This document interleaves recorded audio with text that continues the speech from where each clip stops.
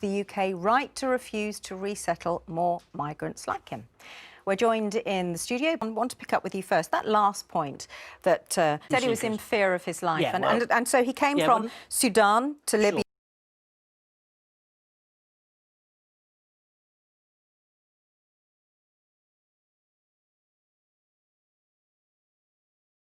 And that's wrong. Find out who these people are, because you mentioned a lot of them economic migrants, not just the majority refugees. are economic migrants. The majority. Let's talk to John Dalhusian. John Dalhusian is the Europe Director for Amnesty International. John, who are these people crossing into Europe? Where are they coming from and why? There are 500,000 people in Libya wanting to leave and come to Europe. There are 63,000 already in Greece. There are 62,000 in Italy. There are 30,000 waiting in Calais to come to Britain. Would your philosophy be, yep, if you want to come and you can say that you're in fear of your life, then welcome? That point to Saleh, an obligation, a responsibility. What should Britain's response to this crisis be?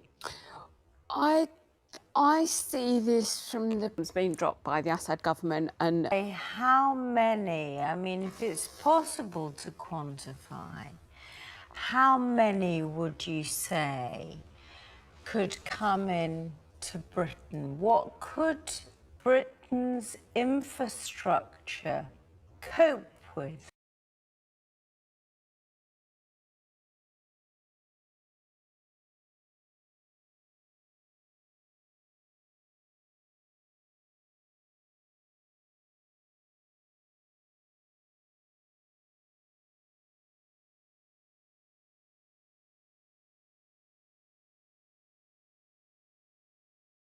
Then you'll hear it.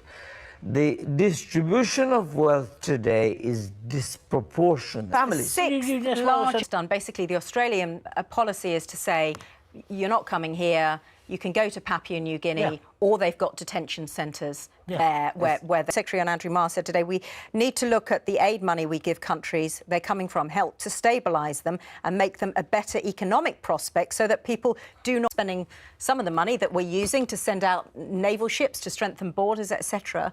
Well, I think we've got to stabilise people in their own countries. Intervention. There's no question about it. We'll get onto that issue in a moment, actually, because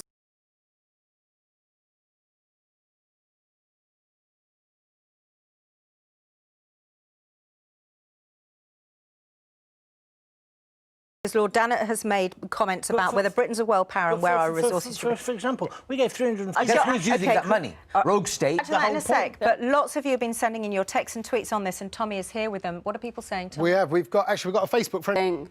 initially we're not taking any, and then OK, we'll up it to a couple of hundred.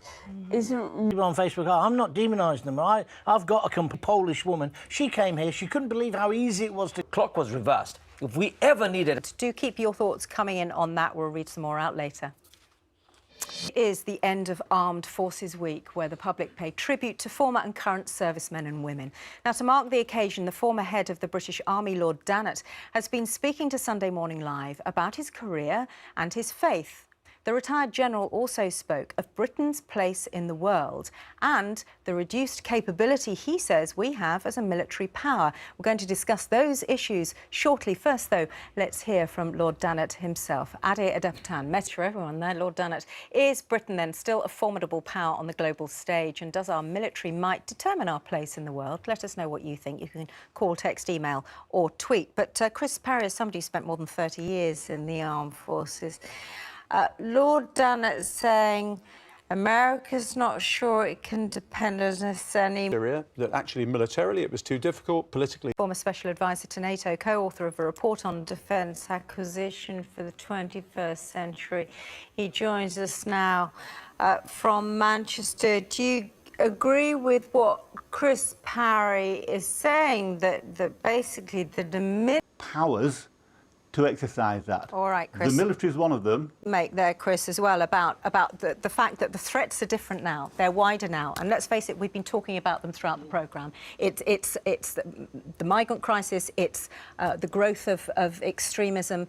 Ajmal, do we need to be a military power a strong defensive power to be able to counter those. This is really diplomacy, John, rather than more money on weapons.